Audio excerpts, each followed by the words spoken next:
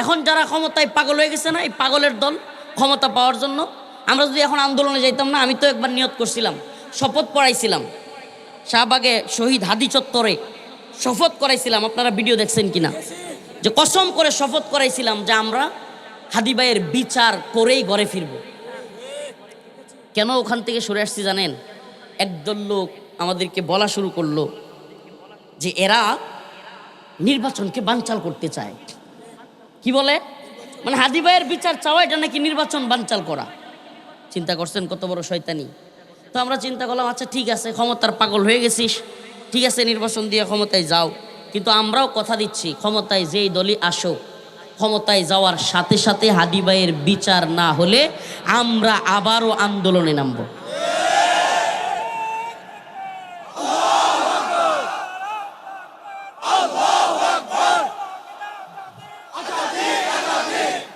আমরা সুস্পষ্ট প্রশ্ন করতে চাই যে আমরা হাদি ভাইয়ের হত্যার বিচার চাই কি চাই না? যদি আমরা হাদি ভাইয়ের হত্যার বিচার বাংলার জমিনে না করতে পারি, আপনাদেরকে কথা বলে দিতে পারি, লিখে রাখতে পারেন, আগামী দিনে কারো হত্যার বিচার বাংলাদেশে হবে না। যে কোনো খুনিকে ভারত থেকে পাঠিয়ে আমাদের যে কোনো নেতৃত্বস্থানীয় আলেমকে, নেতাদেরকে, আমাদের রাষ্ট্রের গুরুত্বপূর্ণ ব্যক্তিদেরকে হত্যা করা হবে, এর বিচার বাংলাদেশে হবে না। এই শিকল কখনো আমরা মুক্ত হতে পারবো না। মুস্তাফিজ খেলতে পারবে না, সে মুসলমান, তাদের মানবাধিকার। ওরি ভণ্ডরে, তারা বিশ্ব চালাবে। ভেনেজুয়েলার প্রেসিডেন্টকে হঠাৎ করে ধরে নিয়ে আসতেছে, এটা মানবাধিকার। একটা রাষ্ট্রের প্রধান, তাকে ধরে নিয়ে আসতেছে, প্রশ্ন করবার কেউ নাই। মুস্তাফিজ খেলতে পারবে না। কেন খেলতে পারবে না? মুসলমান। বাংলাদেশের পতাকা গায়ে দিয়ে ভারতে আসা যাবে না। কেন আসা যাবে না? উগ্র হিন্দুত্ববাদীরা তাদের উপর হামলা করবে। প্রিয় ভাইরা আমার, এই যে বিষয়গুলো, এই যে নতজানুতা, এই যে একদল গোলামের দল, একদল গোলামের বাচ্চারা এখনো পর্যন্ত ষড়যন্ত্র করে বলে, ভাই আমার ক্রিকেট বিষয়টা ইন্টারেস্টেড না, বা ক্রিকেট গেল নাকি গেল না, বা যাওয়া দরকার না দরকার না, ওইটা বিষয় না। কিন্তু আমার প্রশ্ন হলো গোলামি না আজাদি? ভাইরি, আপনার দেশের পতাকা গায়ে দিয়ে যাইতে দিচ্ছে না, আপনার দেশের একজন প্লেয়ার যাইতে দিবে না। এরপরেও সেই বাটপারের দল, কতগুলো বাটপার আছে, মাঝে মাঝে তো ভিডিও কিছু আসে। ওই একটা আছে রিয়াসাদ আজিম নামের, আরটা আছে এই যে মুচ্ছা, কি কয় নামটা জানি না, খেয়াল নাই। হ্যাঁ, নুমান নট আউট কি। তো এরা দেখা যায় যে ভারতের গোলামি কইরা বুঝাইতে চাইতেছে। আর এই ক্রিকেটাররাও, আল্লাহ মাফ করুক, আমি এই কথাগুলো প্রায় মাঝে মাঝে বলতেছি, এরাও দেখা যায় যাইতে চায়। কেন জানেন? প্রত্যেকটা ম্যাচ খেললেই হাজার হাজার ডলার। এই যে দেশের দরদ, হ্যাঁ, এই যে রবি ঠাকুরের সঙ্গীত গাওয়ার সময়, আরে আমার সোনার চোখ দিয়া পানি, এগুলো হইলো বাটপারি। এগুলো যে বাটপারি, এটার প্রমাণ কি? আরে ভাই, যেখানে আমার দেশের মানুষকে আমার দেশের পোশাক পইরা যাইতে দিবে না, যেখানে আমার দেশের প্লেয়ারকে যাইতে দিবে না, এরপরেও আমাকে গিয়া ডলার কামানোর জন্য ওই দেশে খেলতে হবে। আর তার মানে তো আপনি কনফার্ম গোলামিটা মাইনা নিচ্ছেন। তবু আপনার কি দরকার? টাকা দরকার। মানে দেশপ্রেম এটা ভুয়া। এদেশের আমরা তো এতদিন জানতাম এই দেশের রাজনৈতিক নেতারা যারা দেশপ্রেমের স্লোগান দেয়, দেশপ্রেমের বুলিয়া ওরায়, এগুলো না বাটপার।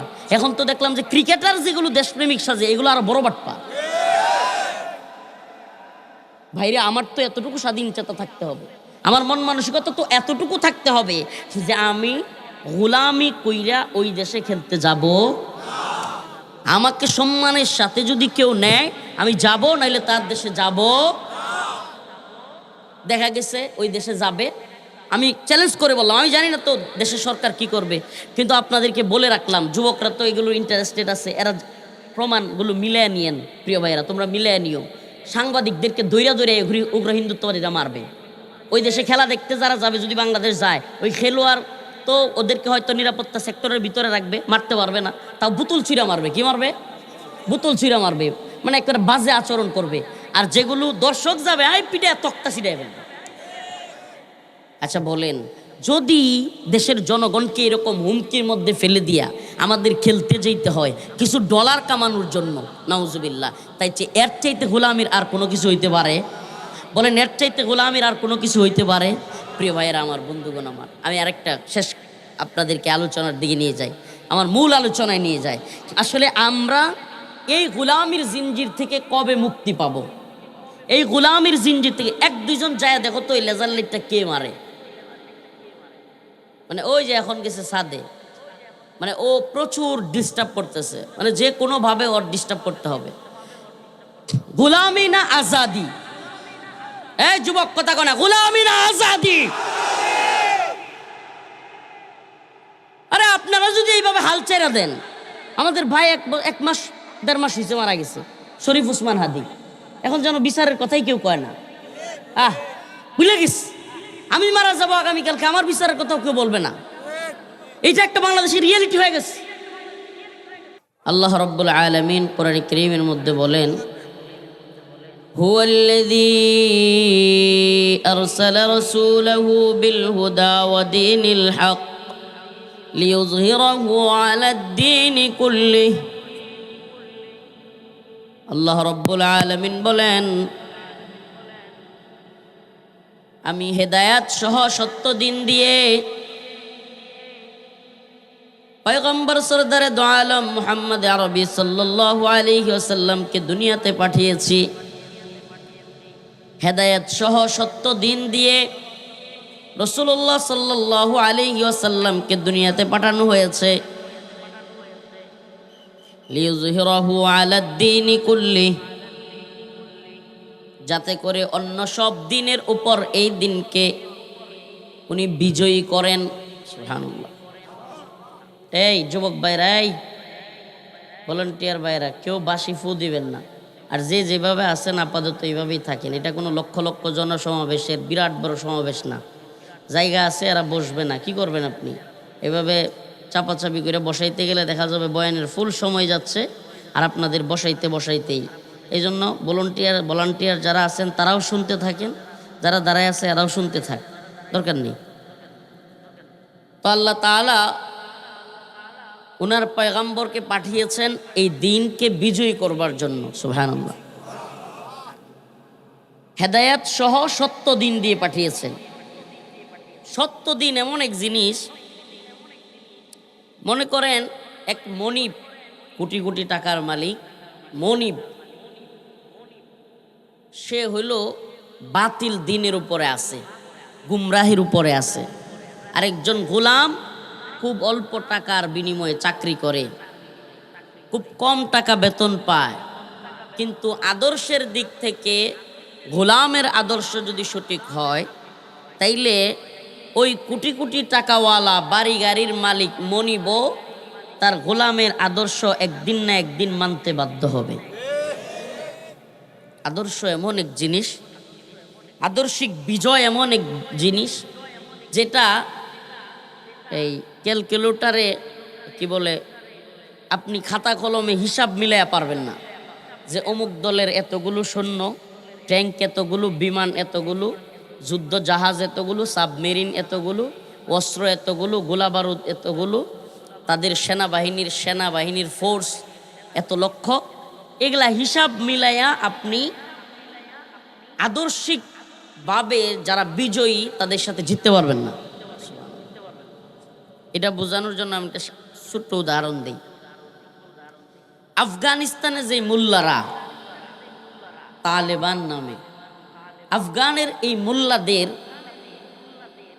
সেনাবাহিনীর সংখ্যা, যোদ্ধাদের সংখ্যা কি আমেরিকার চাইতে বেশি ছিল না কম? শুধু কি আমেরিকা, আফগানে নেটোর বিশাল এক ফোর্স, 48টা রাষ্ট্র মিলে একটা ফোর্স গঠন করা হয়েছিল, যার নাম দেয়া হয়েছিল নেটো, সামরিক জোট। এত বড় জোট ফ্রান্স, ইতালি, জার্মানি, ইংল্যান্ড, যুক্তরাষ্ট্র, কানাডা, জাপান, তুরস্ক, আরও অনেকগুলো রাষ্ট্রের সমন্বিত সামরিক বাহিনীকে বলা হয় নেটো। এই পুরা নেটো মিলেও আফগানিস্তানে যুদ্ধে তালেবানের সাথে পারছিল। জানেন এটা কি জন্য? আফগানের সৈন্য, তালেবানের সৈন্য আমেরিকার চাইতে, নেটোর চাইতে বেশি ছিল না, যুদ্ধ জাহাজও বেশি ছিল না, ট্যাঙ্ক বেশি ছিল না, বিমান কামান বেশি ছিল না। তাইলে মোল্লারা জিতলো কেমনে? প্রশ্ন আসে না? এগুলা বিশ্ব বেহায়া মিডিয়া, দাজ্জালি মিডিয়া, শয়তানি মিডিয়া, আর কত ভাষা এগুলোরে বললে মানে শেষ হবে এটার কোনো আমি জানি না। যেই শয়তানের দল মহিলা একটা টিপ দিছে, এক পুলিশ ইন্সপেক্টর তার গায়ে পাড়া দিয়া ঝগড়া লাগাইয়া পুরা দেশ গরম, এই বুঝি গেল সংখ্যালঘু নির্যাতন শুরু হয়ে গেল, এই বুঝি দেশে টিপ পরা যাচ্ছে না, আরে বাপরে মৌলবাদী উত্থান হয়ে গেছে, জঙ্গিবাদী। মানে মনটা কয় শয়তানের দলের। দেখছেন কিনা আপনারা? আমরা তো জেলেই ছিলাম, তারপরও আমরা মিডিয়ায় পত্রপত্রিকায়, জেলখানায় পত্রপত্রিকা যাইতো, নিউজগুলো দেখতাম, আরে বাপরে দেশ গেল রসাতলে রসাতলে। মিডিয়ার আওয়াজ, ওই যে টিপকাণ্ডে এক পুলিশের সাথে। আবার আমরা তো বাঙালি, ভুলে যাই, আবার ভুলে যায় না। আমরা এমন বুলা জাতি যে 4 বছর 9 মাস নেতায় বাটপারি, সিটারি, দুর্নীতি, সুদ, ঘুষ, খারাপ কাজ, জমি দখল, টেন্ডারবাজি, এরপরে কি বলে মামলা বাণিজ্য, মানুষকে অযথায় মামলা দিয়ে হয়রানি করা, রাস্তাঘাট কালবাট সব কিছুর জিনিসপত্র মাইরা দেয়া, এমনকি মাদ্রাসা মসজিদ, স্কুল প্রতিষ্ঠান, শিক্ষা প্রতিষ্ঠানের, এমনকি ওই মাদ্রাসা মসজিদের বাথরুমের যে কমট, এগুলো সহ খায়া ফেলে। কমট কেমনে খায়? কমটের টাকা খায়, রাস্তার ইট পাটকেল সব খায়া ফেলে। এরপরে 4 বছর 9 মাস পরে যখন নির্বাচনী তফসিলের ঠিক সময়টা আসবে, সাথে সাথে মহিলা হইলে বোরকা পরবে, হিজাব লাগাবে, আর পুরুষ হইলে একবারে বড় হুজুর। এতদিন কিন্তু যেই বন্ডরা ইসলামের বিরুদ্ধে বক্তব্য দিছে, দ্বীনের বিরুদ্ধে বক্তব্য দিছে, আলেম ওলামাদের কি ইচ্ছা মতো গাইল লইছে, হেরাও দেখবেন বিরাট বড় হুজুর। জুনায়েদ সাকির মতো বেডা বামপন্থী, এরাও দিয়ে হুজুর হয়ে যায়, মসজিদে যায়। তো এই যখন হালত, এরপরে 4 বছর 9 মাস পরে কিছু টাকা পয়সা পকেটে গুজে দেয়, আর হলো গরু টরু জবাই করে এলাকায় একটু খাওয়াইয়া দেয়, আমার ভাইয়ের চরিত্র, বাস আবার লাফালাফি শুরু। আমরা তো সেই জাতি, সব ভুলে যাই। এই যে মুরব্বী বারবার বলতেছিল জুলাইয়ের আন্দোলনের কথা, মানে উনি মনে হয় যে আমি শুনতেছি 5 মিনিটের মধ্যে 5 মিনিট পর্যন্ত এটাই বলতেছে। এই জিনিসটা আসলে কি জানেন, আমার মনে হয় এইভাবে যদি এই মুরব্বীর মতো আরও কিছু মুরব্বীদের লাগায় রাখা যাইতো, তাইলেও কিছুটা হইলে মনে থাকতো। মানে আমাদের তো ভুলে যাই আসলে যে জুলাইয়ে কিছু একটা হয়েছে, মানে এটা তো অনেকের কানে যাই না যে জুলাই আসলে একটা বিরাট কিছু হয়েছে। এদেশে ইন্টারনেট বন্ধ ছিল, সিমগুলো পর্যন্ত বন্ধ করে দিয়া গুলি কইরা মানুষকে মারা হয়েছে। আরে আপনি ঠিক কইতেছেন, হাসিনা আবার আওয়ামী লীগ যদি নির্বাচন করে, বিশ্বাস করেন বাংলাদেশের দ্বিতীয় দল হয়ে যেতে পারে। এই বাঙালি একটা সব ভুলে যায়। আপনি কি মনে করছেন, মানে এরা কেন স্বপ্ন দেখে বলেন তো? এত খুন খারাপি, এত গুলি, হেলিকপ্টার থেকে বাচ্চাদেরকে গুলি করে মারছে, এটা কি মিথ্যা না সত্য? এদেশের অসংখ্য আলেম ওলামারা জেলে নিয়ে মারছে, মিথ্যা না সত্য? আমাদেরকে জেলখানায় নিছে, রিমান্ডে নিছে, নির্যাতন করছে, কাপড় চুপড় পর্যন্ত খুলছে, সত্য না মিথ্যা? দেশ বরেণ্য উলামায়ে কেরামকে জেলখানা থেকে হত্যা করে বের করছে, সত্য না মিথ্যা? এদেশের যত জুলুম নির্যাতন করা যায় আইনা ঘর বানাইছে। আর আমি নিজে আইনা ঘরের সাক্ষী, আমি ওইদিকে যেতে চাই না। তারপরেও আপনি কি মনে করছেন এই জাতিগুলো মনে রাখবে? সুবহানাল্লাহ। আসলে আমাদের কি জানেন, জাতীয়ভাবে আমাদের এত অধপতনের পিছনে সবচেয়ে বড় কারণ কি জানেন? আমরা জাতীয়ভাবে এতটা ভোলা জাতি, এবং জাতীয়ভাবে আল্লাহ মাফ করুক, কথাটা কেমনে বার নিবেন, আমাকেও বলছি আল্লাহ মাফ করুক, আমরা এতটাই মানে ভুলা মনা এবং এতটাই আত্মকেন্দ্রিক, জাতীয় আন্তর্জাতিক চিন্তায় আমাদের নাই। আমাদের যুবকদের বলেন, আমাদের মুরব্বীদের বলেন, আমাদের হুজুরদের বলেন, আল্লাহ মাফ করুক, আমাদের প্রত্যেকের আত্মকেন্দ্রিক চিন্তা, এমন আত্মকেন্দ্রিক চিন্তা যে আমি কি পাইছি, আমি কি অবস্থায় আছি, ব্যাস। আর কোনো কিছু নিয়ে জাতীয় আন্তর্জাতিকভাবে আমাদের এতটা চিন্তা চেতনা নাই। আমাদের যুবকরা চিন্তা করে, আরে আমি কবে একটা চাকরি টাকরি পামু, সুন্দরী একটা বিয়ে করবো, আর 2-3টা প্রেম করতেছি, কোনোটারে পছন্দ হইলে ওইটারে বিয়ে করতে হইব, তারপরে একটা চাকরির পিছনে ছুটতেছি, দেখি একটু ভালো চাকরি পাই কিনা, এলাকার আর 5টা ছেলের সাথে একটু মানজামুঞ্জা দিয়া চলতে পারি কিনা, যে আমার বেতন একটু বেশি। মুরব্বী চাচার চিন্তা ভাবনা হলো, দেখি আমার ছেলেটারে 2টারে বিদেশ পাঠাইতে পারি কিনা, আর এই দক্ষিণখানে সিরাজদি খানে মুন্সিগঞ্জে একটু জায়গা জমি কিনতে পারি কিনা, মাইয়াডারে একটা ভালো সরকারি চাকরিজীবীর কাছে বিয়ে দিতে পারি কিনা, এর চেয়ে বেশি আর কিচ্ছু নাই। মানে এগুলা এর চাইতে বেশি চিন্তাই নাই। ভাই আপনি তো জাতির নিয়ে চিন্তাই করেন না, আপনি তো গোলাম হবেনি। এই জন্য আপনারা এক সময় ভারতে গোলাম বানায় আপনারে আমারে আমাদেরকে, আমরা তো গোলাম, আমরা কিন্তু কখনো স্বাধীন না। মানে এই স্বাধীনতা স্বাধীনতা এটি হলো মুখের ফাঁকা বলি। আর মিয়া স্বাধীনতায় যদি হইতো 24 বছর, 47 থেকে 71 কয় বছর? আমার কথা কোন দিক থেকে কোন দিকে চলে যাচ্ছে মনে রাখেন আবার। 47 থেকে 71 কয় বছর? 24 বছর। কয় বছর? 24 বছর আমরা পাকিস্তানের গোলাম আছিলাম। এটা মাইনে নিতে হবে, পাকিস্তান জুলুম করছে, নির্যাতন করছে, এক বাক্যিক বললে হবে না, অবশ্যই জুলুম করছে। 24 বছর। কয় বছর? এই 24 বছরের গোলামির কথা, স্বাধীনতার কথা, আজাদির কথা দেখবেন আওয়ামী লীগ বড় গলায় কয়, বলে কি বলে না? আমরা এই করছি সেই করছি, ঘোড়ার ডিম করছি, 24 বছর আমরা গোলামির জিঞ্জির, আরে আমাদের চেতনা 71। কিন্তু 71-এর পর থেকে 2024 পর্যন্ত এই যে 54 বছর ভারতের গোলামি করছি, এটা দেখবেন একবার বলেন। আরে আপনি তো কনফার্ম ভারতের গোলামি করছেন। ভারত ইচ্ছা মতো আপনার সীমান্তের কাঁটাতারের বেড়ায় আপনারা গুলি করে মারছে, আবার দাম্ভিকতা নিয়া, অহংকার নিয়া রাজধানী ঢাকায় আইসা বিএসএফ এর প্রধান ঢাকার ভিতরে বসে, আমি কারাগারে আমি জানি, আপনাদের ভুলে গেলে তো চলবে না, আমরা তো মনে রাখি, ঢাকার রাজধানীতে বসে বিএসএফ এর প্রধান বলছে যারা অপরাধী তাদেরকে সীমান্তে গুলি করা হয়। কত বড় দাম্ভিক, কত বড় অহংকারী। কি বলে যে যারা অপরাধী সীমান্তে তাদেরকে কি করা হয়?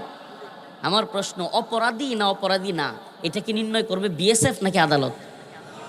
যদি অপরাধী হয় তাহলে তোদের ভারতীয় তো আইন আছে, তোদের আদালতেও তো একটা বিচার হইতে পারে। তো সীমান্তে গুলি কইরা পাখির মতো মানুষ মেরে ফেলা। আমার প্রশ্ন, এই যে সীমান্তে যেই লোকটা গরু আনতে গেছে, কিংবা সীমান্তে যেই লোকটা মাদক আনতে গেছে, সীমান্তে যেই লোকটা চিনি আনতে গেছে, সীমান্তে যেই লোকটা যে কোনো জিনিস পাচার করতে গেছে, এ কি নিজে এক হাতে নিয়ে আসে নাকি ওইদিকে আরেকটা হাত আছে? তাহলে আমরা তো কোনোদিন শুনলাম না যে ওই পাশের লোকটা গুলি খেয়ে মারা গেছে। ওমা, কি হাস্যকর কথা না? এই যে দাম্ভিক, এই যে অহংকারী ভারতে বিএসএফ প্রধান বাংলাদেশের রাজধানীতে এসে বইলে গেল যে কি করতে হবে, অপরাধীদেরকে মারা হয়েছে। প্রিয় ভাইরা আমার, বন্ধুগণ আমার, এতে কি বোঝা যায় না যে আমরা স্পষ্ট গোলাম? ওখানে বিজিবির প্রধান বসা, ঢাকায় যখন আওয়ামী আমলে বিএসএফ এর প্রধান ওই কথা বলছে, তখন বিজিবি প্রধান সেখানে বসা। আমাদের দেশের যে বর্ডার গার্ড বিজিবি বা আগের বিডিআর, সে কি বলতে পারছে আপনি কি বলেন? আপনাকে কে রাইট দিছে আপনি গুলি করে মারবেন? অপরাধী হইলে আদালত আছে, আপনারা বাংলাদেশের সাথে বন্দি চুক্তি আছে, আপনি সে অপরাধী হইলে বন্দি চুক্তির আপনি আদালতে দেন, বাংলাদেশ সরকার বিচার করবে যে কি অপরাধ করছে।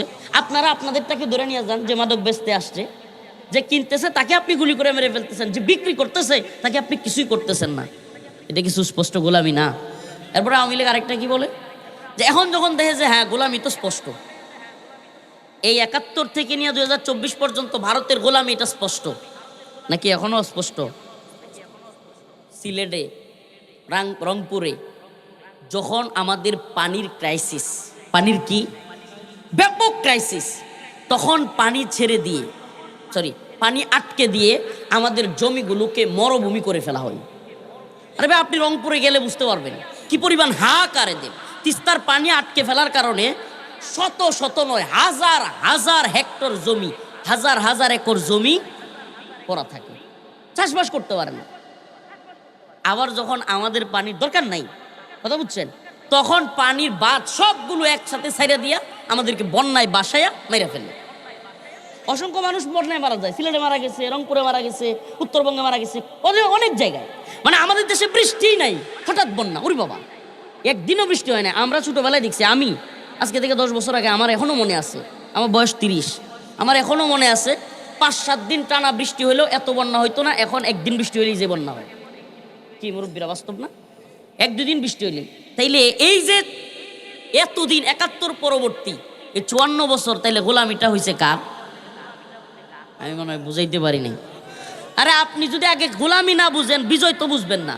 আমি যে দিন বিজয়ের আয়াত তিলাওয়াত করছি, আপনারা যে দিনের বিজয়ের হাকিকত আমি বুঝাইতে চাচ্ছি, আপনি যদি আগে গোলামিটাই না বুঝেন, আপনারা বিজয় কেমনে বুঝাবো?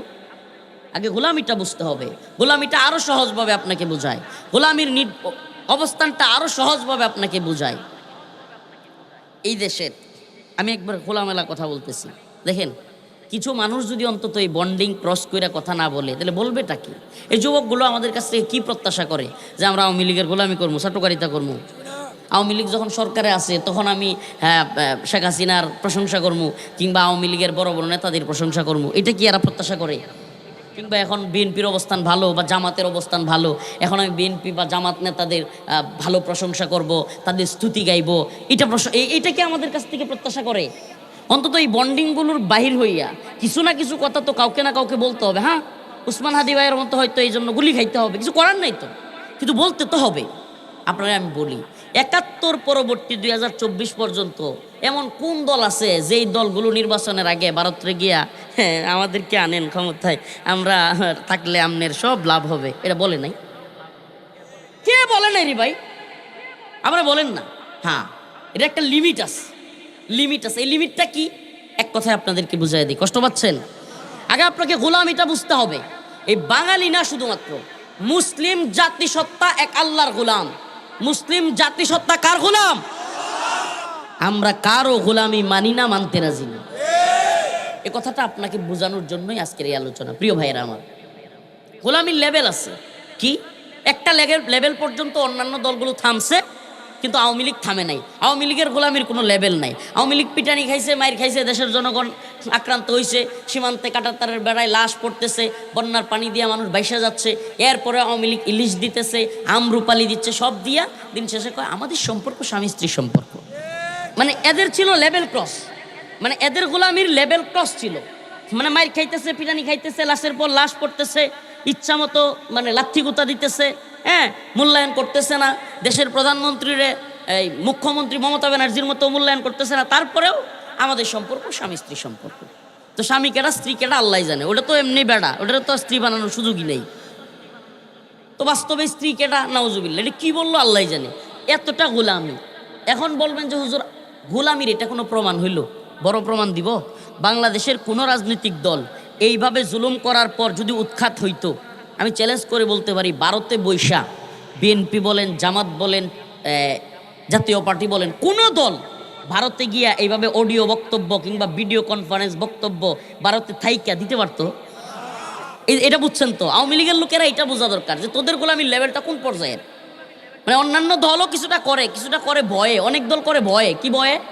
যে ভারত আমাদের উপর আক্রমণ করে বসবে, এই দেশের সেনাবাহিনীর এতটা পাওয়ার নাই, ক্যাপাবিলিটি নাই, যোগ্যতা নাই যে ভারতের সেনাবাহিনীকে মোকাবেলা করে। তো এরা যে হুঙ্কার জঙ্কার দেয়, আরে গোড়ার ডিম, এরা তো কাফের, আমরা মুসলমান। এটা বুঝে না এরা। যদিও এদের ভয়টা হলো একটা অনেকটা ধ্রম্রজালের মতো, মায়াজালের মতো, হুদাই ভয় পায়, মানে আজাইরা ভয়। আজাইরা ভয় কি? আরে ভারত যদি আমাদেরকে হামলা করে, আফগানিস্তান, পাকিস্তান, চীন, এরা কি বসে থাকবে? কথা বলেন, বসে থাকবে? তো ভারতের জন্য হুমকি আছে না। যুদ্ধ কোনো দিক থেকেই ভালো না, যুদ্ধ কোনো দিক থেকেই সমস্যা, সব দিক থেকে আমাদের সমস্যা, তাদের সমস্যা নাই। আরে ভাই, এইভাবে যদি চিন্তা করেন তাহলে তো গোলামিটা মাইনা নেন, গোলামিটা মাইনা নেন।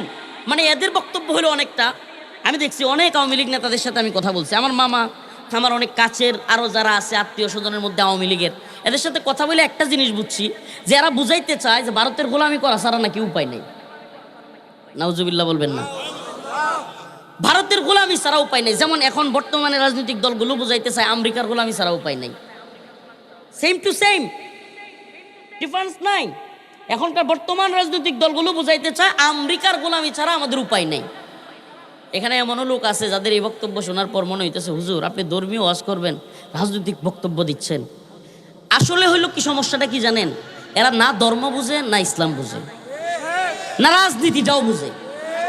কেন? আরে ভাই, রাজনীতিটা আপনাকে বুঝতে হবে। আপনি যদি আল্লাহর গোলামি বাদ দিয়া ভারতের গোলামি কইরা বাংলাদেশের শাসন ব্যবস্থা তৈরি করেন, বাংলাদেশের মানুষকে চালান, তাইলে তো আপনার আল্লাহর যে সিজদা দিচ্ছেন ওই সিজদাই হচ্ছে না। আপনার সিজদা তো তখন হবে যখন আপনি আপনার রব আল্লাহকে আল্লাহ মেনে বিচার ব্যবস্থা, শাসন ব্যবস্থা, পররাষ্ট্রনীতি, স্বরাষ্ট্রনীতি, অর্থনীতি সব কিছু সাজাবেন, তখন না আপনি আল্লাহর গোলাম।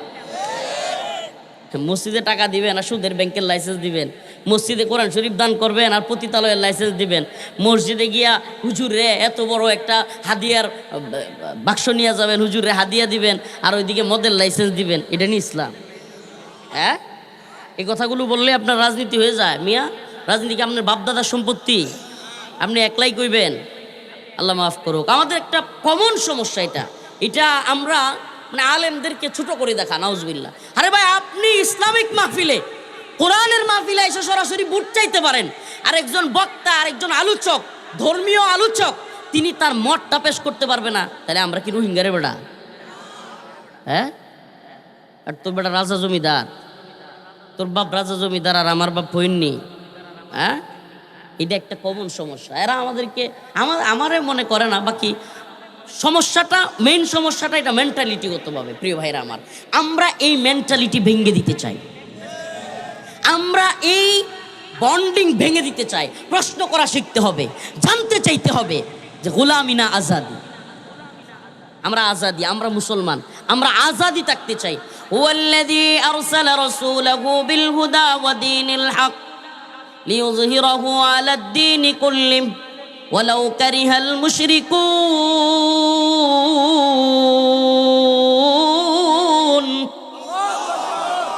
আল্লাহ রাব্বুল আলামিন বলেন, এই দিন বিজয় হইতে আসছে, এই দিন আল্লাহর রাসূলকে দিয়া পাঠানো হয়েছে। আরসালা রাসূলাহু বিল হুদা ওয়া দীনিল হক, সত্য দিন দিয়া পাঠানো হয়েছে, হেদায়েত সহ।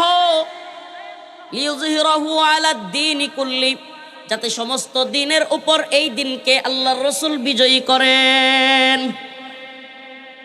সমস্ত দিনের উপর এই দিনকে আল্লাহ রসুল যেন বিজয়ী করেন, এই জন্যই আল্লাহ রসুলকে দিয়া এই দিনকে পাঠানো হয়েছে।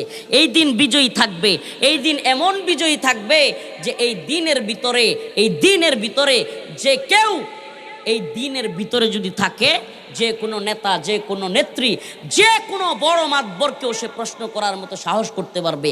যে কোনো মাহফিল হবে, কোনো অনুমতির প্রয়োজন হবে না। যে কোনো মসজিদের খতিব যে কোনো খুতবা দিবে, কারো প্রেসক্রিপশনের দরকার হবে না। এটাকে বলে দিন বিজয়ী অবস্থা। এটা নর্মাল অবস্থান বললাম। যেই দেশে মদের বারের লাইসেন্স তো থাকবেই না, এমনকি কোথাও মদের বারের লাইসেন্স তো দূরের কথা, মদের বার পাওয়া গেলে জনগণ সেটাকে উৎখাত করতে পারবে। সুবহানাল্লাহ, রাষ্ট্র সেটাকে উৎখাত করতে পারবে। রাষ্ট্রের যারা কিনা প্রশাসন থাকবে তারা সেটাকে উৎখাত করে দিবে। প্রিয় ভাইয়েরা আমার, অথচ আমাদের তো পুরাই ভিন্ন অবস্থান। কি আমাদের দেশে আল্লাহ বলছে মদ হারাম। আল্লাহ কি বলছে? মদ হারাম, জিনা হারাম, বেবিচার হারাম, সুদ হারাম। এগুলো কি আমার কথা নাকি আল্লাহর কথা? কোরআনের কথা, সুস্পষ্ট। আহাল্লাল্লাহুল বাইআ ওয়া হাররামার রিবা। আল্লাহ বলেছেন ক্রয় বিক্রয় হালাল, সুদ হারাম। ক্রয় বিক্রয়, সুদ। আল্লাহ বলছেন ইন্নামাল খামরু ওয়াল মাইসিরু ওয়াল আনসাব রিজসুম মিন আমালিশ শাইতান। নিশ্চয় মদ, জুয়া এগুলো হলো শয়তানের কাজ, এগুলো মুমিনের কাজ। আল্লাহ রাব্বুল আলামিন বলেছেন আয-যানিয়াতু ওয়াজ-যানি ফাজলিদু কুল্লা ওয়াহিদিম মিনহুমা মিআতা জালদা। আল্লাহ রাব্বুল আলামিন বলেছেন ব্যভিচারিণী পুরুষ এবং মহিলা যদি অবিবাহিত হয়, মিআতা জালদা 100 বেত্রাঘাত করতে হবে। তাইলে আল্লাহর শরীআয়, আল্লাহর লতে, আল্লাহর কোরআনে যেই বিধানগুলোকে আল্লাহ হারাম করছেন, সেগুলোকে পৃথিবীর কোনো আদালত, পৃথিবীর কোনো সংসদ, পৃথিবীর কোনো এমপি হাত তুইলা সেগুলোরে বৈধতা দিতে পারে? আল্লাহ যেগুলোরে অবৈধ করছে এগুলো যদি কেউ বৈধ করে, তাইলে সে কি আল্লাহরে মানলো, নাকি ওই সংসদকে, নাকি ওই এমপিকে নিজের রব বানাইলো?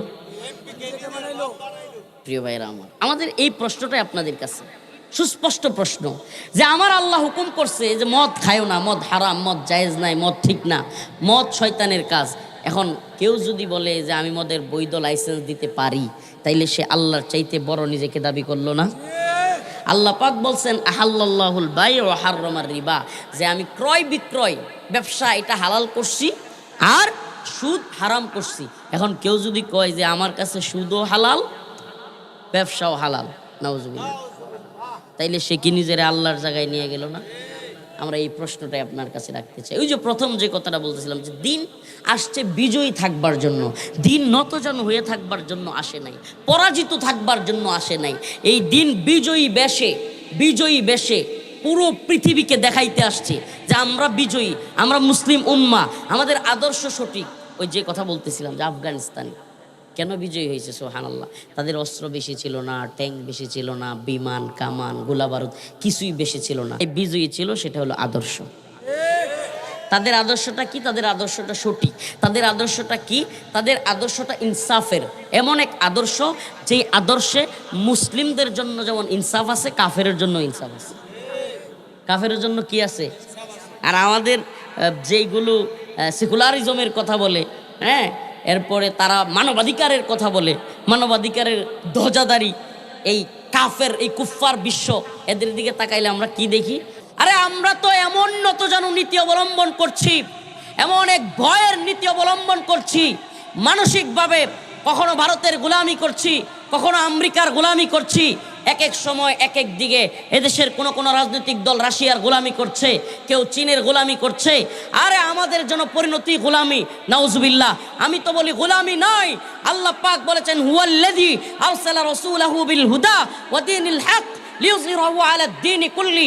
এই দিন আমি রসুলের কাছে পাঠিয়েছি বিজয়ী করবার জন্য, পরাজিত দেখবার জন্য নয়, নতজানু হওয়ার জন্য নয়। আমার রসুল অল্প সংখ্যক সাহাবীদেরকে নিয়ে 313 জনকে নিয়ে যে যুদ্ধটা শুরু করেছিলেন, গোলাম থাকেন নাই, সমস্ত সাহাবীদেরকে আজাদ করেছেন।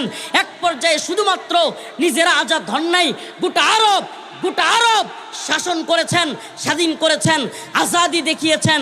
তারপরে রোম পারস্য বিজয়ী করেছেন, গোলামি করেন নাই, গোটা পৃথিবীকে স্বাধীনতার সবক দিয়ে গিয়েছেন, শিখিয়ে গিয়েছেন। আসসিনু লানা ওয়াল আরাবু লানা ওয়াল হিন্দু লানা ওয়াল কুল্লু লানা। ওই চীন আমাদের, ওই আরব আমাদের, ওই আমেরিকা আমাদের, ওই রাশিয়া আমাদের, গোটা পৃথিবী মুসলমানদের। আন্নাল আরদ ওয়ারিসুহা ইবাদিয়াস সালিহুন। আল্লাহ পাক বলেছেন এই জমিন আমি ওয়ারিস সূত্রে মুমিন বান্দাদেরকে, আমার সালেহ সঠিক বান্দাদেরকে দিয়ে দিছি। সুবহানাল্লাহ। এই জমিনের মালিক কে? আন্নাল আরদ ওয়ারিসুহা ইবাদিয়াস সালিহুন। আল্লাহ বলেন জমিনের মালিক হিসেবে আমি আমার ওয়ারিস নির্ধারণ করলাম আমার সালেহ নেককার বান্দাদেরকে। তার মানে বোঝা গেল বাবার কাছ থেকে যেমন সন্তান ওয়ারিস সূত্রে জমি পায়, আল্লাহ পাকও তেমনিভাবে, সুবহানাল্লাহ, যদিও আমরা আল্লাহর সন্তান না, নাউজুবিল্লাহ, এটা কখনোই বলা সম্ভব না। আমরা ঈসাই ধর্মে বিশ্বাসী না যে আমরা ঈসা আলাইহিস সালামকে আল্লাহর সন্তান মনে করি, নাউজুবিল্লাহ। আমরা উযাইর আলাইহিস সালামকেও আল্লাহর সন্তান মনে করি না।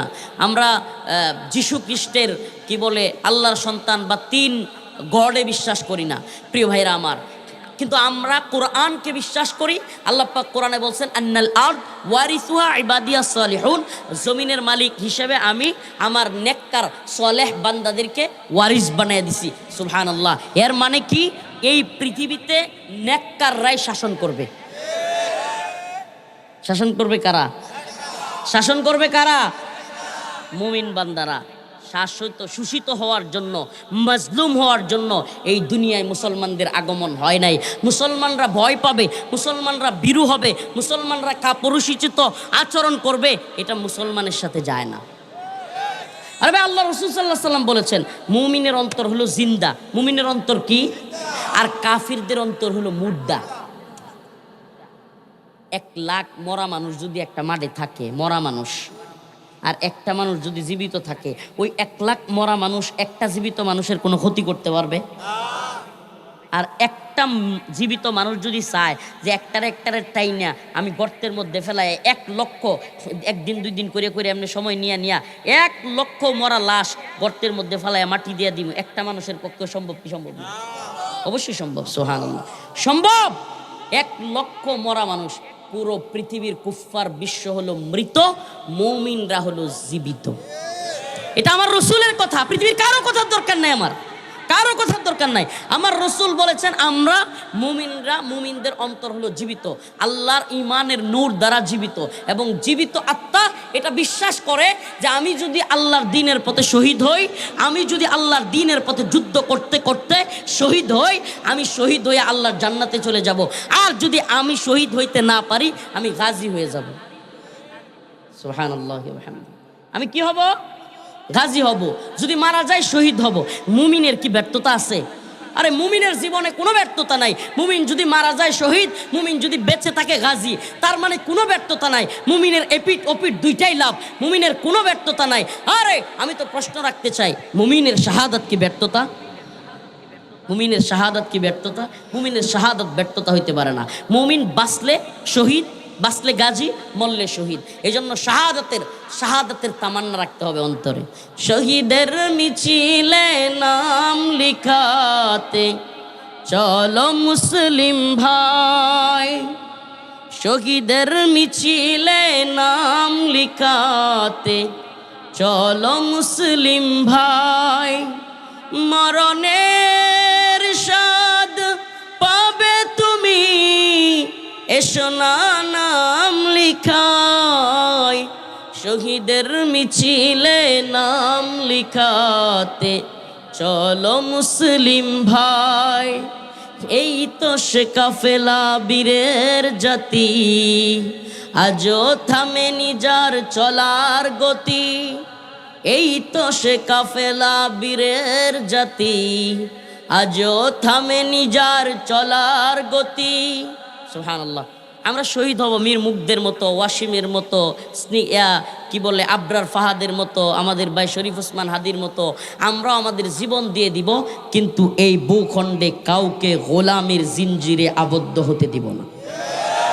আমার আপনাদের কাছে একটাই প্রশ্ন, আমরা অমুক দলকে ভোট দেন, অমুক দলকে দিয়েন না, এটা বলতে আসি নাই। আমরা বলতে আসছি, হাসিনা যেমন দিল্লির সেবাদাসী ছিল, দিল্লির গোলামি করেছে, বাংলাদেশে অদূর ভবিষ্যতে যদি কেউ দিল্লি কিংবা ওয়াশিংটনের গোলামি করতে চায়, হাসিনার মতো লাথি দিতে পারবেন তো? আমরা এই কথাটাই বলতে আসছি। আমরা আপনাদেরকে বলতে চাই, দেখেন আমাদের দেশ, এই উম্মাহ, এই দেশ, এই ভূখণ্ড আমাদের লোকেরা শাসন করবে। এই ভূখণ্ড ইনশাআল্লাহ তুম্মা ইনশাআল্লাহ অচিরেই কালেমার পতাকার অধীনে, অচিরেই লা ইলাহা ইল্লাল্লাহর অধীনে, অচিরেই ইসলামী শরিয়া শাসনের অধীনে আল্লাহ পাক কবুল করবেন। সেই স্বপ্ন আমরা দেখি। এই স্বপ্ন যে দেখে না সে মুমিন হইতে পারে না। যেই ব্যক্তি আল্লাহর দ্বীনকে জিন্দা করতে চায় না, যেই ব্যক্তি ইসলামী শরিয়ার স্বপ্ন দেখতে চায় না, সে যেই দলের হোক সে মুমিন হতে পারে না। আরে আল্লাহর দ্বীন যদি আল্লাহর জমিনে বিজয়ী না হয়, আল্লাহ পাক এই মুমিনদেরকে, এই মানুষদেরকে পাঠাইছেন কেন? আল্লাহ পাক পাঠানোর উদ্দেশ্য কি? আল্লাহ পাক সুস্পষ্ট বলছেন, হুয়াল্লাযী আরসালা রাসূলাহু বিল হুদা ওয়া দীনিল হক লিইয়ুযহিরাহু আলা দ্বীনি কুল্লি। আমি রসুলকে পাঠাইছি সত্য দিন দিয়া, হেদায়েত সহ পাঠাইছি এজন্য যে এই দিন বিজয়ী থাকবে। গণতন্ত্রের বিজয়ের জন্য আল্লাহ পাঠাইছে, সমাজতন্ত্রের বিজয়ের জন্য আল্লাহ পাঠাইছে, বৌদ্ধ ধর্মের বিজয়ের জন্য আল্লাহ পাঠাইছে, খ্রিস্টান ধর্মের বিজয়ের জন্য আল্লাহ পাঠাইছে। সনাতনীরা অখণ্ড ভারত রাম রাজত্ব কায়েম করবে, আর সেই রাম রাজত্বে বসবাস করার জন্য আমাদেরকে আল্লাহ পাঠাইছে। হ্যাঁ, ইসরায়েল, গ্রেট ইসরায়েল প্রতিষ্ঠা করবে গোটা পৃথিবীকে নিয়ে। তাদের মসিহ আসবে, দাজ্জালের পুরো পৃথিবী দখল করবে।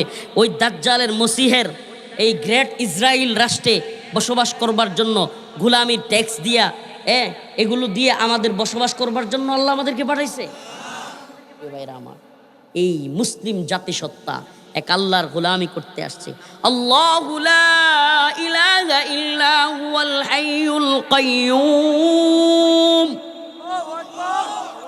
কুলিল্লাহুম্মা মালিকাল মুলক তু'তিল মুলকা মান তাশা ওয়া তানজিউল মুলকা মিম্মান তাশা وتعز من تشاء وتذل من تشاء بيدك الخير। এই আয়াতগুলো মাঝে মাঝে আমি কোরআনের প্রোগ্রামগুলোতে তিলাওয়াত করি, চেষ্টা করি মানুষদেরকে শোনানোর জন্য। ভাইরে, আমরা যে ক্ষমতার দ্বন্দ্ব আর ক্ষমতার মারামারি করি, চূড়ান্ত ক্ষমতার মালিক আল্লাহ। চূড়ান্ত ক্ষমতার একমাত্র মালিক কে? একমাত্র চূড়ান্ত ক্ষমতার মালিক, যার ক্ষমতার শেষ নাই। যার ক্ষমতার শেষ নাই, যে 17 বছর ক্ষমতার জন্য যুদ্ধ করা লাগে না, যে 17 বছর ক্ষমতার জন্য জুলুমের শিকার হওয়া লাগে না, যারা আবার স্বপ্ন দেখে না যে আর 5-7 বছর পরে আবার ক্ষমতায় আমু। আল্লাহ কি স্বপ্ন দেখে যে 5-7 বছর পরে ক্ষমতা দেয়মু? হ্যাঁ, সুবহানাল্লাহ। যিনি সব সময় ক্ষমতার মালিক, যিনি চিরঞ্জীব, যিনি আমাদেরকে জীবিত রাখনে ওয়ালা, লা তাখুযুহু সিনাতু ওয়ালা নাওম, যিনি কখনোই যিনি কখনো নিদ্রায় যান না। সুবহানাল্লাহ। এ আল্লাহ ঘুমান, আল্লাহ ঘুমান। লা তাখুযুহু সিনাতু ওয়ালা নাওম, তিনি ঘুমান তো না, তন্দ্রার একটা ভাব আসে না, আমাদের মাঝে মাঝে ঘুমের একটা ভাব আসে না, আল্লাহ তন্দ্রার ভাবও আসে না। কুলিল্লাহুম্মা মালিকাল মুলক, তিনি হলেন সমস্ত পৃথিবীর, সমস্ত জগতের, সমস্ত মুলুকের মালিক। আল্লাহর ক্ষমতার কথা, সুবহানাল্লাহ। আল্লাহর বরত্বের কথা বলবো আর সংসদে গিয়া শয়তানের আইন প্রণয়ন করব, এটা আবার আল্লাহর বরত্বের কথা না। কথা বুঝেন নাই? আল্লাহর বরত্বের কথা বললে আল্লাহর আইনের পক্ষে কথা বলতে হবে। আল্লাহর কোরআন বলতেছে ইনিল হুকমু ইল্লা লিল্লাহ, ইনিল হুকমু, হুকুম বিধান একমাত্র কার? বলেন বিধানদাতা মাবুদ কে? এই জীবনদাতা মাবুদ কে? মৃত্যুদাতা মাবুদ কে? তাইলে হুকুম বিধানদাতা মাবুদ কে? নামাজের ক্ষেত্রে আল্লাহ, রোজার ক্ষেত্রে আল্লাহ, হজ যাকাতের ক্ষেত্রে আল্লাহ, কোরবানির ক্ষেত্রে আল্লাহ, সব কিছুর ক্ষেত্রে আল্লাহরে মানি। আসমানের মালিক আল্লাহ, জমিনের মালিক আল্লাহ, হুকুমদাতা তাইলে বিধানদাতা মাবুদ কে? প্রিয় ভাইরা আমার, আল্লাহর বিধানের বিপরীত বিধান যদি কেউ প্রণয়ন করে, সংসদে করুক, সংবিধান দিয়া চাপাইয়া দেখ, আর যাই করুক, বিধান মানতে হবে কার? তাইলেই না আমি সঠিক মুসলমান, তাইলেই না আমি আমার দিনকে বিজয়ী করার পক্ষে কথা বলছি। বাইরে দিন বিজয়ী কিভাবে হবে? দিন বিজয়ী শুধু আমি নামাজ পড়লেই দিন বিজয়ী হবে বিষয়টা এমন না, আমি শুধু রোজা রাখলেই দিন বিজয়ী হবে বিষয়টা এমন না, আমি কোরবানি দিলে দিন বিজয়ী হবে এমন না। বরং রাষ্ট্রে, পুরা পৃথিবীতে যদি ইসলামী শাসন ব্যবস্থা কায়েম হয়, তাহলেই আল্লাহর দিন আল্লাহর জমিনে বিজয়ী হবে। বলবেন হুজুর আল্লাহ তো পুরা পৃথিবীর মালিক, তাইলে আল্লাহ পুরা পৃথিবীতে আল্লাহ শাসন কায়েম করে দিলেই হয়। এটা অনেকটা বনি ইসরাইল মার্কা কথা। বনি ইসরাইল মুসা আলাইহিস সালামরে কইছিল, যারে মিয়া আমাদেরকে যুদ্ধের জন্য কেন ডাকো? তুমি আর তোমার আল্লাহ মিললে যুদ্ধটা করো। নাউজুবিল্লাহ বলবেন না? তা আমরা কি কথা বলতে পারি? কেন বলতে পারি না? আল্লাহ বলছেন কাতিলুহুম ইউআযিবুহুমুল্লাহু বিআইদিকুম ওয়া ইউখজিহিম ওয়া ইয়াশফি সুদুরা কওমিন মুমিনিন। আল্লাহ বলছেন কাতিলুহুম ইউআযিবুহুমুল্লাহু বিআইদিকুম, তোমরা তাদের বিরুদ্ধে যুদ্ধ করো। ইসবিরু ওয়া সাবিরু ওয়া রাবিতু, ধৈর্য ধারণ করো, তাদের বিরুদ্ধে লেগে থাকো। তারা তোমাদেরকে যতই আক্রমণ করুক, তারা তোমাদেরকে যতই কষ্ট দেখ, তারা তোমাদের দিকে গুলি তাক করে রাখুক, বোমা মারুক, জেলখানায় নিয়ে যাক, রিমান্ডে নিয়ে যাক, ফাঁসি দিয়ে দেখ, কিন্তু যতদিন তোমরা জীবিত থাকবে ততদিন তাদের বিরুদ্ধে লড়াইটা চালিয়ে যাবে। কাতিলুহুম ইউআযিবুহুমুল্লাহ, আল্লাহ বলেন আল্লাহ তোমাদেরকে এমন শক্তিশালী করবেন, বিআইদিকুম, তোমাদের হাত দ্বারা তাদেরকে শাস্তি দিবেন। কে কয়টা? আল্লাহ বলতেছেন যে তোমাদের হাত দ্বারাই আমি শাস্তি দিব। সুবহানাল্লাহ। কাতিলুহুম, তোমরা তাদের বিরুদ্ধে যুদ্ধে লাইগা থাকো, জালেমদের বিরুদ্ধে, কুফফারদের বিরুদ্ধে, যারা মুসলমানদের উপর নির্যাতন নিপীড়ন করে তাদের বিরুদ্ধে তোমরা লাইগা থাকো। কি হবে? ইউআযিবুহুমুল্লাহ, আমি তাদেরকে শাস্তি দিব। শাস্তিটা দিবেন কে? কিন্তু যুদ্ধ করতে হবে কার? বিআইদিকুম, আল্লাহ বলেন তোমাদের হাত দ্বারা দিব। ওয়া ইউখজিহিম, তাদেরকে লাঞ্ছিত করব। ওয়া ইয়াশফি সুদুরা কওমিন মুমিনিন, তোমাদের মুমিনদের অন্তরকে আমি প্রশান্ত করব। সুবহানাল্লাহ। এই আয়াতের ব্যাখ্যা আপনি, আল্লাহ মাফ করুক, মনে কিছু নিয়েন না, যে বা যারা জুলুমের শিকার হয় নাই সেই আয়াতের ব্যাখ্যা বুঝবে না। ওই শামসুদ্দিন চৌধুরী মানিক যখন কাঁটাতারের বেড়ার পাশে কলা পাতা নিয়ে শুয়ে থাকে আর বলে যে আমি বিচারপতি মানিক, হ্যাঁ, পরে এই যে লাথি দিয়া বিসির মধ্যে কয় যে তুই কি ওই যে মানিককে সুরা, হ্যাঁ, এই পইরা থাকার আনন্দ, হাসিনার পালায়া যাওয়ার হেলিকপ্টারের দৌড়ায়া ভিডিও, হেলিকপ্টারের পালায়া যাওয়া ভিডিওর স্বাদ আপনি আমার সমান পাবেন না। কেন? কারণ আমি তো তার বিরুদ্ধে যুদ্ধে লিপ্ত ছিলাম। আপনি আমার সমান পাবেন না। ওই আনন্দ, ওই অন্তরের প্রশান্তি আল্লাহ বলছে, আল্লাহ বলছে, আমি বলি নাই। কাতিলুহুম ইউআযিবুহুমুল্লাহু বিআইদিকুম ওয়া ইউখজিহিম ওয়া ইয়াশফি সুদুরা কওমিন মুমিনিন। আল্লাহ বলছে আমি মুমিনের অন্তরকে প্রশান্ত করব এদের লাঞ্ছিত কইরা। সুবহানাল্লাহ। এটা আল্লাহর বক্তব্য যে আমি মুমিনের অন্তরকে প্রশান্ত করব তাদেরকে লাঞ্ছিত কইরা। তাইলে এরা যখন লাঞ্ছিত হয়েছে, হেলিকপ্টার নিয়ে পালায় গেছে, ওই ভিডিও দেখা সুবহানাল্লাহ, এই হেলিকপ্টারের ভিডিও তো না হইতে পারতো। কথা বলেন না, নাও তো হইতে পারতো। হাসিনা আর উবাদুল কাদের তো ধরাও খাইয়া যেতে পারতো। ধরাও তো খাইতে পারতো, পারতো কি পারতো না? কিন্তু আমি সুবহানাল্লাহ, আমি এটা জানি না অন্য কেউ চিন্তা করছেন কিনা, আমার মাথায় মাঝে মাঝে আসে, কিরি এত নেতা নেত্রী ধরা খাইলো, এত মানুষ ধরা খাইলো, হ্যাঁ, এত পুলিশের ঊর্ধ্বতন আইজিপি চৌধুরী আবদুল্লাহ আল মামুন ধরা খাইলো, হ্যাঁ, অনেক বড় বড় নেতা ধরা খাইলো, ইনু মেনন ধরা খাইলো, সালমান এফ রহমান ধরা খাইলো, আইনমন্ত্রী ধরা খাইলো, উবাইদুল কাদের আর শেখ হাসিনা পালায় গেল কেমনে? আমি চিন্তা করে একটাই পাইছি, সুবহানাল্লাহ, ওই যে শেখ হাসিনা বলছিল শেখের বেটি পালায় না, আল্লাহ বলছে তুই পালাবি, তোর 14 গোষ্ঠী সহ পালাবি। আর ওবায়দুল কাদের বলছিল পালাবো না, মনে আছে? মানে এই দুইটারে আমার মনে হয় কেন জানি আল্লাহ তাআলাই সুযোগ করে দিছে, যা তোরা পালা, গোটা জাতি দেখুক যে তোরা পালাইছিস। সুবহানাল্লাহি ওয়া বিহামদিহি। এই যে আল্লাহ বলছেন কাতিলুহুম ইউআযিবুহুমুল্লাহু বিআইদিকুম, আমি তোমাদের হাত দ্বারাই তাদেরকে শাস্তি দিব, ওয়া ইউখজিহিম, তাদেরকে জমিনে লাঞ্ছিত করব, ওয়া ইয়াসফি সুদুরা কওমিন মুমিনিন, মুমিনের অন্তরকে প্রশান্ত করব। আল্লাহ করছেন না করেন নাই? এই যে প্রশান্তি, এই যে অন্তরের এই যে ভালো লাগা, এটা আপনি আমার সমান পাবেন না, বা আমার চাইতেও যারা জুলুমের শিকার হয়েছে তার সমান আমি পাবো না। সুবহানাল্লাহ। এই ফিলটা ততটুকুই আপনি পাবেন যতটুকু আপনি ত্যাগ স্বীকার করেছেন। তো এই জন্য ইসলামের মধ্যে বনি ইসরায়েলের মতো আপনি বলে দিবেন যে হুজুর আমনেরা আর আল্লাহ যুদ্ধ করেন, নাউজুবিল্লাহ, এটা সম্ভব না। আপনি যদি মুমিন হয়ে থাকেন, হক বাতিলের যে যুদ্ধ, চিরন্তন যুদ্ধে ইসলাম বিজয়ী করবার জন্য, দিন বিজয়ী করবার জন্য, সেই যুদ্ধে আপনাকে অবশ্যই অংশগ্রহণ করতে হবে। আপনার যদি শারীরিক ফিটনেস থাকে, ময়দানে গিয়া জিহাদ করতে হবে। ইসলাম বিরোধী কোনো শক্তির উত্থান হলে, হিন্দুত্ববাদী ভারত যদি আমাদের উপর আক্রমণ করে, অবশ্যই আপনার শারীরিক ফিটনেস থাকলে তখন অস্ত্র হাতে নিয়ে হলেও আমাদের দেশের সেনাবাহিনী বিজিবি দিয়া শুধু কাজ হবে না, আপনাকে আমাকে অবশ্যই সশস্ত্র হয়ে হলেও হিন্দুত্ববাদী ভারতের মোকাবেলা করতে হবে। এই কথাগুলো আমাদের বলতে হয়। কেন জানেন? আপনারা তো অনেকেই স্বপ্ন দেখতেছেন যে কালকে তো নির্বাচন হয়ে যাচ্ছে, আমরা এই করতেছি সেই করতেছি, একটা বিরাট স্বপ্ন। আমরা দেখতেছি ভয়াবহ বিষয়। এই হিন্দুত্ববাদীরা যেখানে আমাদের একটা ক্রিকেটারকে সহ্য করতে পারে না, আল্লাহ না করুক এরা আমাদের উপর হামলাও করতে পারে। এই জন্য এই জাতিকে সজাগ থাকতে হবে। আমরা বলি যে অবশ্যই এই জাতির প্রত্যেকটা যুবককে এক একটা মর্দে মুজাহিদ হইতে হবে। প্রয়োজনে এখন থেকে সাঁতার প্রতিযোগিতা করা, এখন থেকে শরীরের ফিটনেসের জন্য ব্যায়াম করা, এখন থেকে ফিটনেস ক্যাম্প কিংবা এই যে ট্রেনিং সেন্টারগুলো, আবার মাইয়াদের সাথে না, জিম সেন্টারগুলোতে ব্যাপারটা মেয়েদের সাথে গিয়া না, মেয়েরা আলাদা করুক, ছেলেরা আলাদা করুক, এইভাবে থাকতে পারে। আমি বলি শারীরিক ফিটনেস আমাদেরকে ঠিক করা দরকার। আমাদের প্রত্যেকেরই শারীরিক ফিটনেস ঠিক করা দরকার, আছে না নাই প্রিয় ভাইরা আমার?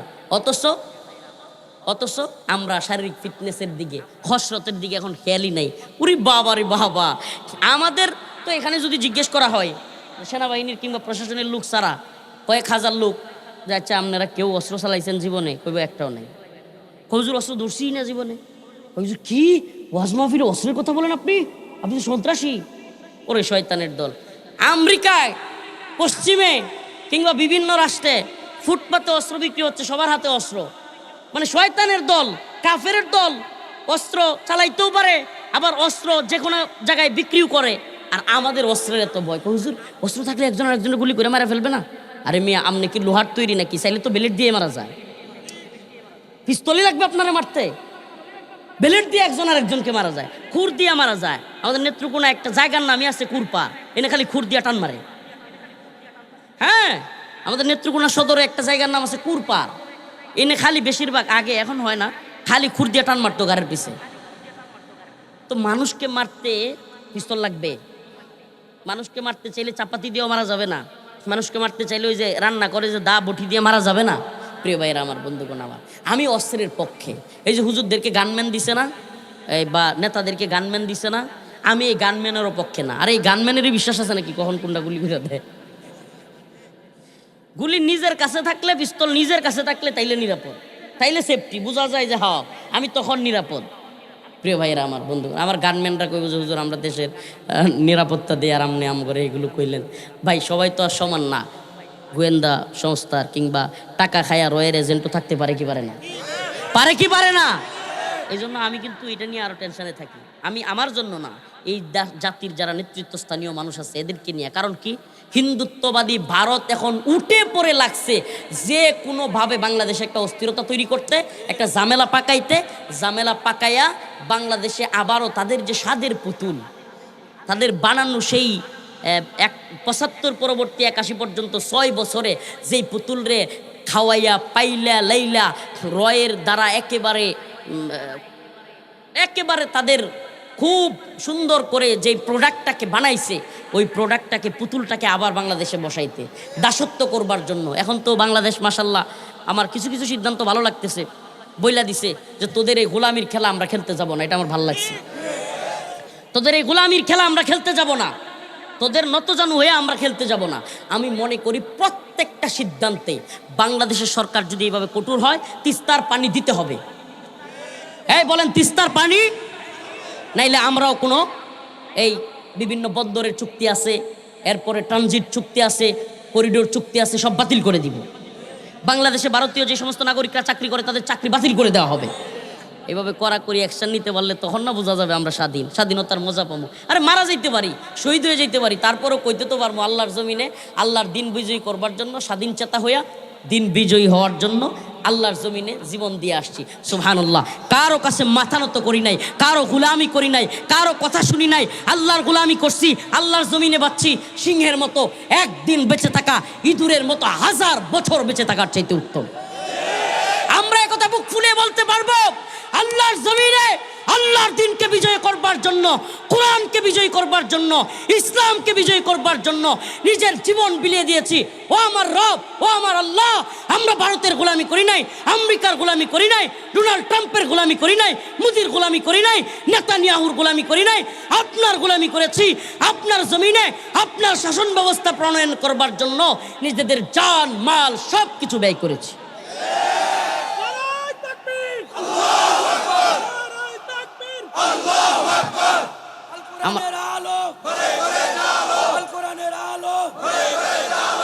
আলোচ্য বিষয়টা একটু আপনাদেরকে 1 মিনিটে আমি বুঝাইতে চাই।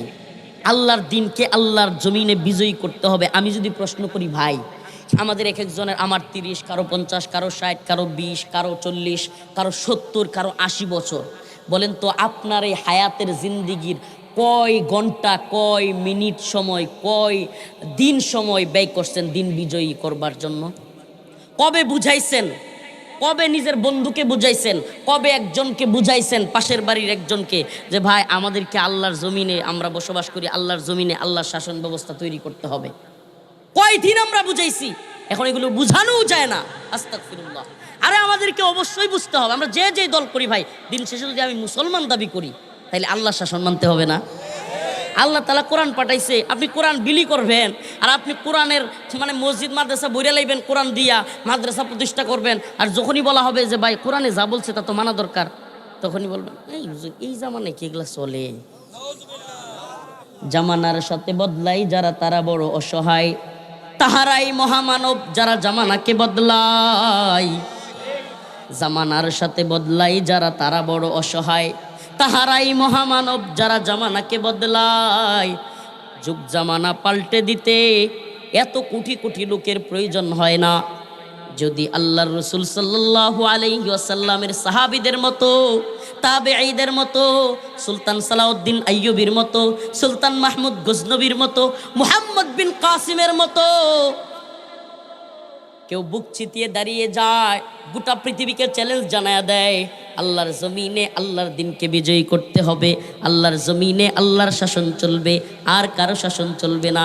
এই বুক চিতিয়ে লড়াইটা যদি একজন শুরু করে, একজন থেকে 2 জন, 2 জন থেকে 4 জন, 4 জন থেকে 8 জন, 8 জন থেকে 16 জন, এইভাবে বাড়তে বাড়তে বাড়তে বাড়তে হাজারো লাখো জনতা যখন বুঝবে, সমাধান তখনই আমরা পাবো, মুক্তি শান্তি কামিয়াবি আমরা তখনই পাবো যখন আল্লাহর জমিনে আল্লাহর দিন প্রতিষ্ঠা হবে ইনশাআল্লাহ বিইذনিল্লাহ।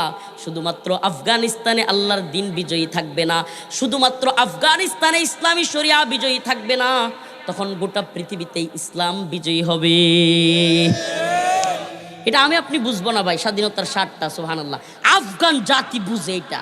হ্যাঁ আমেরিকা, ভেনেজুয়েলার প্রেসিডেন্টের না ধরে নিয়ে যায়, তে এত বড় পিটানি খাইছস, হ্যাঁ না মোল্লাদের কারো ধরে নিয়ে যা, তক্তা ছুটাই ফেলবে একবারে বেটা।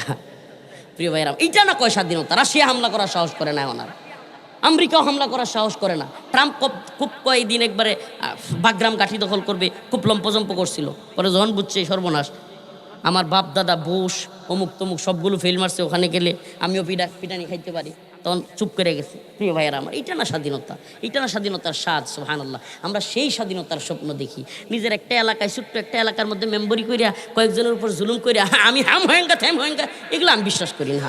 এগুলো কিচ্ছু না, গোড়ার ডিম। আর আমি আপনি এই অঞ্চলে কী হয়েছেন, আপনারা এখন টুক করে যদি র্যাব ধরে নিয়ে যায় আপনারা কেউ ফিরাইবও না।